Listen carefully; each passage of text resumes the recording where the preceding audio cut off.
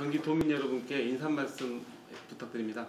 네, 존경하는 1,250만 경기도민 여러분, 그리고 교육가족 여러분, 이번 경기도 교육감 예비후보로 출마한 이재삼입니다.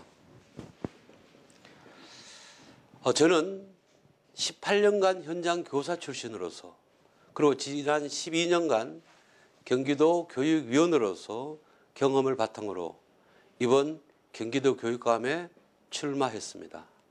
잘 아시는 바와 같이 지금 경기교육은 대한민국 교육을 주도하고 있고, 경기교육 규모가 대한민국 교육의 4분의 1을 넘어서고 있습니다. 이는 경기교육의 성패가 곧 대한민국 교육의 성패로 귀결되는 그러한 상황들입니다. 제가 지난 4년간 교육의회 교육위원장으로 활동해 오면서 지난 30여 년간의 경험들과 교육위원장으로서의 경륜들을 모아서 새로운 경기교육을 건설하는데 그 일임을 하고자 이번에 출마를 하게 되었습니다. 교육 전문가로서 경력과 사회적 활동을 바탕으로 새로운 경기교육의 패러다임을 제시해보고자 합니다. 저 열정에 우리 도민 여러분들의 많은 성원과 관심을 부탁드리겠습니다. 공약사항이 있으시다면 3가지만 간략하게 말씀해 주십시오. 저는 학력을 높이는 것과 인적 쇄신을 하는 것, 이 2가지가 핵심으로 보고 있습니다. 그 바탕 속에서 제가 내걸고 있는 공약은 첫 번째가 미래형 고등학교 100개를 설립하는 것입니다. 이 미래형 고등학교는 현재 있는 300여 개가 넘는 인문계 고등학교 중 약 3분의 1을 지정해서 적어도 현재 교육부가 지정하고 있는 자사고와 또는 이 특목고 같은 이 특별한 학생들만 갈 수 있는 학교가 아니라 일반적인 학교를 그 학교 수준으로 제가 상승시키겠다는 목표가 미래형 고등학교입니다. 석박사급 교원들을 배치하고 하는 여러 가지 프로그램들이 준비되어 있기 때문에 기대하셔도 좋습니다. 두 번째는 도심 지역은 조금 이 고민이 적습니다만 외곽 지역의 고민 중에 하나가 중고등학생들이 장거리 통학하고 있는 문제입니다. 그래서 저는 이 중고등학생들의 장거리 통학 문제를 해결하기 위해서 등하교 순환버스를 제가 제공하겠다고 공약을 발표했습니다. 아이들이 등하교 길에 소모되고 있는 부족한 잠이라든가 학습이라든가 것을 저희들이 이 순환 통학버스를 통해서 제공해드리고 그것을 보완해 가고자 하는 것이 그 속에 담겨 있습니다. 이 2가지도 역시 따지고 보면 아이들의 학력을 높이는 기저로서 제가 제시하고 있는 공약이고, 세 번째로서 큰 공약 중에 빼놓을 수 없는 것이 선생님들 손에 들고 있는 공문을 제가 강제로 뺏고자 합니다. 선생님들 손에서 공문을 해방시키겠다는 것. 혁신학교에 대한 후보자님의 견해 말씀을 해주시죠. 혁신학교가 지향하는 그 지향성, 방향성에 대해서는 저를 비롯한 우리 경기교육 가족들, 우리 경기교육에서 교육을 책임지고 있는 분들 대다수가 다 인정하고 있습니다. 동의하고 있고 공감하고 있습니다. 다만 문제가 되는 것은 혁신학교를 추진하는, 혁신학교를 무리하게 확대하고 일반화하는 과정에서 나타나고 있는 그 방법에 대한 이견들이 현재 있습니다.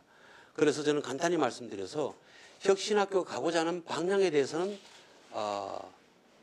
분명히 옳다고 보고, 왜냐하면은 혁신학교라는 것이 간단히 말씀드려서 아이들이 행복을 느끼는 학교입니다. 아이들이 즐거워하는 학교입니다. 수업을 선생님 중심이 아니라 학생들 중심으로 수업을 하는 것이 혁신학교입니다. 그렇다면 이 방향은 가야 될 길이다. 다만 방법은 개선하겠다.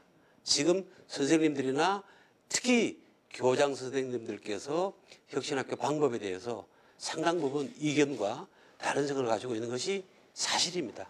그분들과 소통하고 공감하면서 대안을 찾도록 이렇게 하겠습니다. 무상급식과 혁신교육 등의 정책으로 인해 시설 개선 사업에 소홀하다는 지적이 일부에서 제기되고 있는데요. 이에 대해서 어떠한 생각을 가지고 계신지 말씀해 주셨으면 합니다. 참 아픈 부분입니다. 그 무상급식은 제가 참 뗄 수 없는 것이 5년 전 이 무상급식 예산이 경기도 교육위원회에서 삭감됐을 때 제가 본회의장 열흘 가까운 농성을 통해서 무상급식 예산이 부활되도록 했던 그 전국적인 무상급식 확산의 그 발화점을 만들었던 장본인으로서 이 예산의 증감과 다른 교육 예산의 감소, 이 상관관계로부터 자유롭지 못한 입장이고 그렇게 되지 않기를 바라고 있는 사람 중에 하나입니다. 경기도교육청의 예산이 현재 2014년도 예산이 약 11조가 넘는데 매년 6천억 이상의 예산이 늘어나고 있습니다. 그런데 매년 소모되는 예산은 6천억 이상이 지금 필요로 하고 있기 때문에 이제 이런 문제가 발생되는데요. 단적으로 지난해부터 갑자기 이 발생된 예산 중에 하나가 보육 예산입니다. 그리고 혁신학교 예산은 뭐 200억 조금 넘는 그런 실정인데 그 선진 국가의 어떤 가는 길에서 교육 분야의 보편적 복지를 확대하기 위해서 국민적 합의가 있었다면 무상급식 예산은 이제 후퇴하거나 되돌릴 수 없습니다.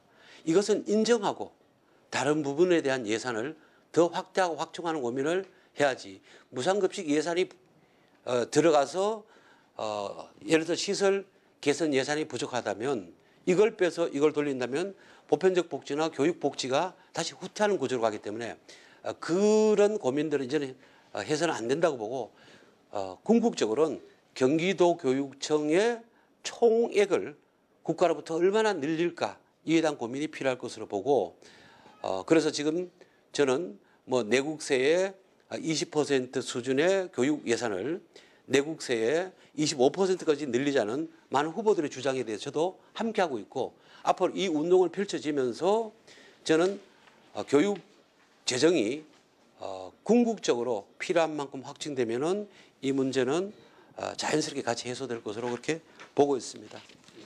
교사의 처우 개선과 인권에 대한 후보자님의 생각을 말씀해 주십시오. 교사들에 대한 관심의 부족. 제가 아까 말씀드렸습니다만 경기도교육청이 너무 성과와 포장과 이런 것에 치중하다 보니까 교사들의 가슴이 정말 멍들거나 교사들이 힘들어하는 것들을 다 헤아려 주지 못하는 것에 대한 철학적인 부재 이것에 대한 지적으로 제가 이해를 하고 궁극적으로는 권력이 아니라 교육은 소통하고 함께 나누는 슬로건이 아닌 정말 실천하는 그런 모습으로 간다면 선생님들께서도 처우에 대한 문제를 가지고 저는 접근할 일은 만무하다고 보고 교권조례 교권이 실추하는 이 현상에 대해서 또는 학생인권조례가 제정되면서 교권이 보호받지 못하는 문제에 대해서는 사회문화적으로 이것은 가치에 대한 어떤 그 운동들이라든가 이런 것이 함께 저는 맞물려야 된다고 생각됩니다. 그 속에서 새로운 가치와 학업에 대한 전념할 수 있는 이 단계적 발전을 위해서 인권조례는 시대적으로 필수 불가결했다고 보고 그에 대한 대립적 개념으로 교권을 보지 않았으면 좋겠다는 말씀을 드리면서 다만 사회 전반적으로 우리 선생님에 대한 존중된 풍토라든가 또는 선생님들의 교권 조례를 제정을 하기 위한 그동안에 어떤 여러 가지 노력도 해왔습니다만 교권 조례나 교권에 대한 법이 제정 유무를 떠나서 사회적 합의라든가 풍토 속에서 이것은 존중받고 되는 것이지 그것은 조금 시간이 걸릴 문제로 보고 있습니다. 같이 한번 노력해 가시죠. 공교육 정상화 방안에 대해서 말씀해 주시기 바랍니다. 참 제일 어려운 문제입니다. 사교육 문제. 대한민국 사교육 문제는 제가 성장하는 과정 속에서 성인이 되는 과정 속에서 역대 모든 대통령께서 공약으로 내걸었던 것이 사교육을 없애겠다는 공약이었고 모든 교육감이나 뭐 이 후보들이 국가 지도자들이 또는 교육부 장관께서 취임 일성으로 내걸었던 것이 사교육을 잡겠다는 문제였습니다. 사교육 문제가 단순히 하루아침 학원을 전부 문 닫게 한다 해가지고 없어지는 것이 아니라 대한민국 경제 구조 속에 독특한 사교육 시장이라는 구조가 자리를 잡고 있어요. 이것을 빼내기 위해서는 다른 대안을 만들어야 된다는 거죠. 이것은 교육감이 혼자서 하기는 어려운 문제입니다. 국가가 정말 고민해야 될 부분들이에요.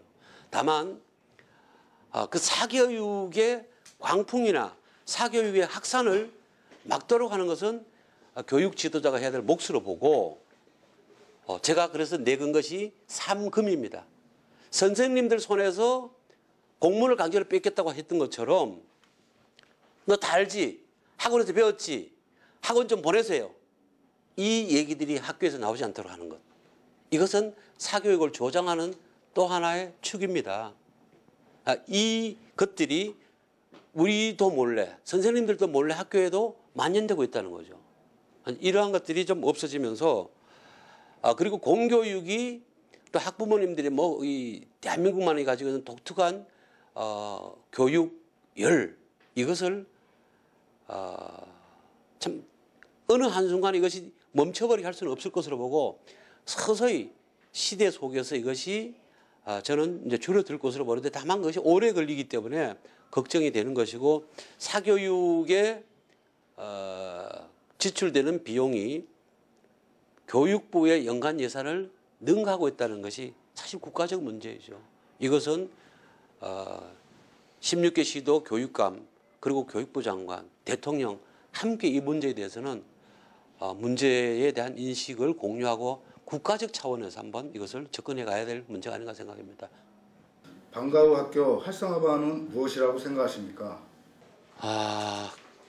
현재 박근혜 대통령께서 내걸었던 그 교육 공약 중에서 제가 굉장히 관심 있게 보는 것 중에 하나가 방과 후 돌봄 교실이라고 합니다. 초등학교.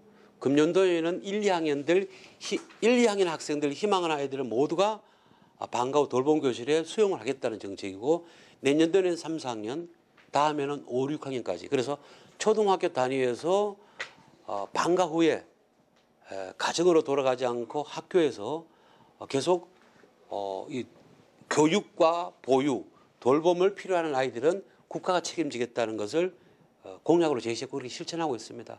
그 궤를 같이 해서 맥을 같이 해서 저는 이 문제를 바라볼 생각입니다만 다만 방과 후 돌봄 교실이든 방과 후 교육 과정이든 그 실효성에 대한 문제, 특화된 문제 5교시 수업이 끝나고 6교시 수업이 끝나고 수업의 연장선상으로 아이들이 부담을 갖거나 지겨워하거나 인식하고 있는 문제 이에 대한 개선은 필요합니다.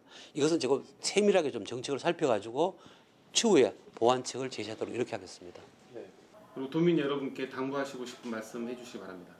지금 경기도 교육감을 하시겠다고 출마를 선언하신 분이 한 12분 되십니다.